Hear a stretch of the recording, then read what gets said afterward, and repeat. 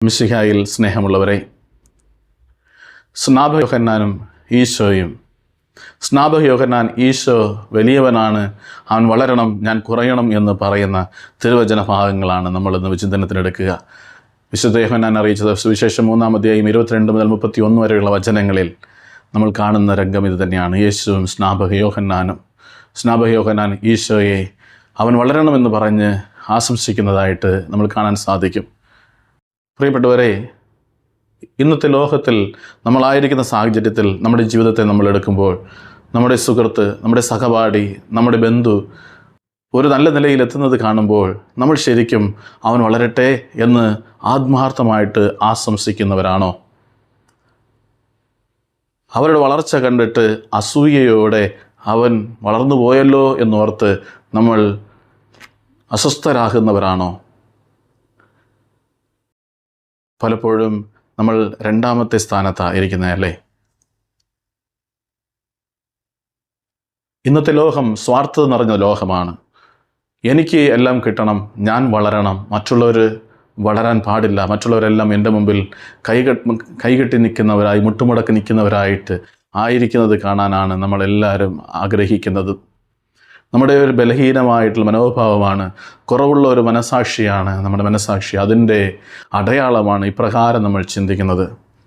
പ്രിയപ്പെട്ടവരെ, അപ്രകാരമുള്ള ഒരു മുടന്ത് മനസ്സോടെയാണ് നമ്മൾ ജീവിക്കുന്നതെങ്കിൽ നമുക്ക് മാറാനായിട്ടുള്ള ഒരു വിളിയാണ് ഇന്നത്തെ സുവിശേഷം നമ്മുടെ മുമ്പിൽ പങ്കുവയ്ക്കുന്നത്.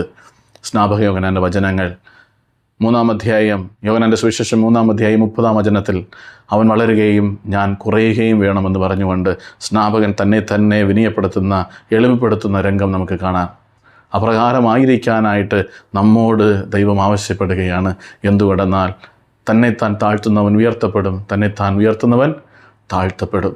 നമ്മൾ തന്നെത്താൻ ഉയർത്തിക്കൊണ്ട് താഴ്ത്തപ്പെടുന്നവരായി തീരാതിരിക്കാൻ വേണ്ടിയിട്ടാണ് പ്രിയപ്പെട്ടവരെ ഇത്. നമുക്കറിയാം, പലപ്പോഴും നമ്മുടെ അടുത്തുള്ളവർ ഒത്തിരിയേറെ നന്മകൾ സമ്പാദിക്കുമ്പോൾ, ഒത്തിരിയേറെ അനുഗ്രഹിക്കപ്പെടുമ്പോൾ, നല്ല സമ്പാദ്യമുള്ളവരായി മാറുമ്പോൾ, നല്ല നിലകളിലെത്തുമ്പോൾ പലപ്പോഴും നമ്മൾ അവരെക്കുറിച്ച് അസ്വസ്ഥതയോടെ, അസൂയയോടെ നോക്കി കണ്ടുകൊണ്ട് നമ്മൾ നമ്മളെ തന്നെ പറയാറുണ്ട്. അവരെക്കുറിച്ച് അനാവശ്യങ്ങളൊക്കെ പറയാറുണ്ട്. പ്രിയപ്പെട്ടവരെ, ഈ ലോകത്തിലായിരിക്കുന്ന ഒന്നും തന്നെ ഓരോരുത്തർ അവരവരായിട്ട് സ്വന്തമാക്കുന്നതല്ല, മറിച്ച് ദൈവം അനുവദിക്കുന്ന കാര്യങ്ങളാണ്. സ്നാപകൻ വളരെ വ്യക്തമായിട്ട് ഇന്നത്തെ സുവിശേഷത്തിൽ പറഞ്ഞു വയ്ക്കുന്നുണ്ട്. 3-ാം അധ്യായം 27-ാം വചനത്തിൽ, സ്വർഗത്തിൽ നിന്ന് നൽകപ്പെടുന്നില്ലെങ്കിൽ ഒന്നും തന്നെ ആർക്കും സ്വീകരിക്കാൻ സാധിക്കുകയില്ല. ഒരാൾ പ്രധാനമന്ത്രി ആകുന്നുണ്ടെങ്കിൽ തന്നെയും, അല്ലെങ്കിൽ മുഖ്യമന്ത്രിയായി മാറുന്നുണ്ടെങ്കിൽ, അല്ലെങ്കിൽ ഒരു നേതാവായി മാറുന്നുണ്ടെങ്കിൽ അത് ദൈവം അനുവദിച്ചിട്ടുള്ളതാണ്. എല്ലാം ദൈവം അനുവദിക്കുന്നത് കൊണ്ടാണ് സംഭവിക്കുന്നത്. നമ്മൾ യോബുവിൻ്റെ പുസ്തകത്തിൽ കാണുന്നുണ്ട്, യോബുവിന് തിന്മ വരാനായിട്ട് ദൈവം അനുവദിച്ചതാണ്. ദൈവം ആഗ്രഹിച്ചതല്ല, മറിച്ച് അനുവദിച്ചതാണ്. അതുപോലെ തന്നെയാണ് നമ്മുടെ ജീവിതത്തിലൊരു നന്മയോ തിന്മയോ എന്ത് തന്നെ വന്നാലും അത് ദൈവം അനുവദിക്കുന്നതാണ്. ഈ മറ്റുള്ളവർ നന്മ കൈവരിക്കുമ്പോൾ ദൈവം അനുവദിച്ചിട്ടാണ് വന്നേക്കുന്നത്. അതുകൊണ്ട് ദൈവം നോക്കിക്കൊള്ളും. ചിലപ്പോൾ അവർ തിന്മ പ്രവർത്തിച്ചുകൊണ്ടാണ് വളർന്നിരിക്കുന്നതെങ്കിൽ അവർ തിന്മ ചെയ്തുകൊണ്ട് വളർന്നു, അവർക്ക് വളർച്ചയെ കണ്ടുകൊണ്ട് നമ്മൾ തിന്മ ചെയ്യാം എന്ന് ഒരിക്കലും ചിന്തിക്കരുത്. എന്തുകൊണ്ടെന്നാൽ തിന്മ ചെയ്താണ് അവർ വളരുന്നതെങ്കിൽ അത് ദൈവം അനുവദിച്ചിട്ടുണ്ട്, പക്ഷേ അനുഗ്രഹിച്ചിട്ടില്ല എന്നുള്ളത് തിരിച്ചറിയുക. ദൈവം അനുവദിക്കുന്നതും അനുഗ്രഹിക്കുന്നതും വേറെ. ദൈവം അനുഗ്രഹിച്ച് വളർത്തുമ്പോൾ അത് എന്നും അനുഗ്രഹിക്കപ്പെട്ടതായിരിക്കും. അതൊരിക്കലും എടുത്ത് മാറ്റപ്പെടുകയില്ല. അങ്ങനെയുള്ളവർ മറ്റുള്ളവരുടെക്ക് നന്മ ചെയ്തുകൊണ്ട് സത്പ്രവർത്തികളോടെ, നല്ല ചിന്തകളോടെ വളർന്നു വരുന്നവരായിരിക്കും. തിന്മ ചെയ്തുകൊണ്ട് വളർന്നു വരുന്നവർ അത് ദൈവത്തിൻ്റെ അനുവാദമുണ്ട്, പക്ഷേ അനുഗ്രഹമില്ല, അത് തകർന്നോളും. അപ്പോൾ ഒന്നിനെയും കുറിച്ച് അസൂയപ്പെടുകയോ ആകുലപ്പെടുകയോ വിഷമപ്പെടുകയോ അല്ല വേണ്ടത്, മറിച്ച് നമ്മുടെ ജീവിതം കൊണ്ട് നമ്മൾ മറ്റുള്ളവരെ ഉയർത്തുന്നവരായി തീരാനായിട്ട് പരിശ്രമിക്കുക. നമ്മുടെ ജീവിതം മറ്റുള്ളവരുടെ ജീവിതം വളരുന്നത് കാണുമ്പോൾ സന്തോഷിക്കുന്ന ഒരു മനോഭാവമായി മാറട്ടെ. നമ്മുടെ ജീവിതം കൊണ്ട് ആരെങ്കിലും വളർന്നെങ്കിൽ ഇനിയും സന്തോഷിക്കാൻ അത് ഇരട്ടി മധുരമായി മാറട്ടെ. ഇവിടെ സ്നാപകയോഹന്നാൻ ഈശോയുടെ വളർച്ച കണ്ടിട്ട് സന്തോഷിക്കുക. അവൻ വളരട്ടെ, ഞാൻ കുറയട്ടെ.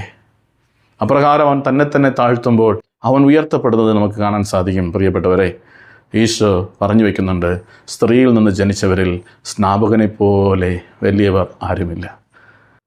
സ്നാപകൻ തന്നെ താഴ്ത്തി, പക്ഷേ ദൈവം അവനെ ഉയർത്തി. ആ ഉയർത്തിയത് എന്നും ഉയർത്തപ്പെട്ടതാ, ആർക്കും എടുത്തു മാറ്റാൻ സാധിക്കില്ല. ഇതുപോലെ നമ്മൾ നമ്മളെ തന്നെ ഉയർത്തുമ്പോൾ നമ്മൾ ഉയർത്തപ്പെടുകയില്ല, മറിച്ച് ദൈവം ഉയർത്തുമ്പോഴാണ് നമ്മൾ ഉയർത്തപ്പെടുക.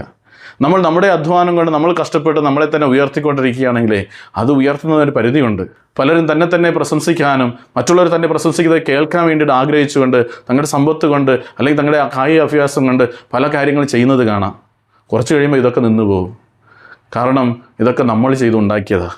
മറിച്ച് ദൈവമാണ് ഉയർത്തുന്നതെങ്കിൽ അത് എന്നും ഉയർത്തപ്പെട്ടതായിരിക്കും.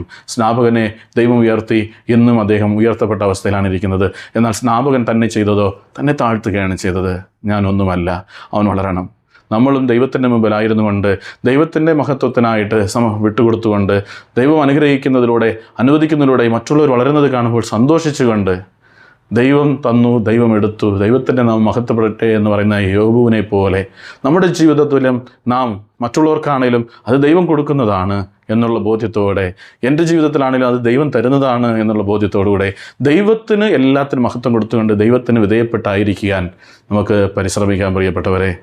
ഇവിടെ ഈശോ അവിടെ മാമോദിസ കൊടുക്കുന്നത് കേൾക്കുമ്പോൾ സ്നാപകൻ്റെ ശിഷ്യന്മാർക്ക് ഒരു അസൂയയുണ്ടായി.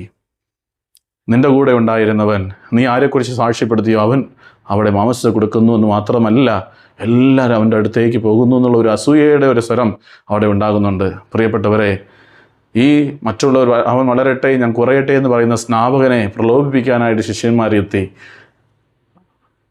ആ പ്രലോഭനത്തിൽ വീഴാൻ സ്നാപകൻ നിന്നില്ല. നമ്മുടെ ജീവിതത്തിൽ മറ്റുള്ളവരെ നന്മ കാണുമ്പോൾ അവരുടെ കുറച്ച് കുറ്റം പറയാനായിട്ട്, അവരെ താഴ്ത്തി കെട്ടാൻ വേണ്ടിയിട്ട് നമ്മളെ പ്രചോദിപ്പിക്കുന്ന കുറേ പേർ നമ്മുടെ അടുത്ത് ചിലപ്പോൾ വന്നേക്കാം.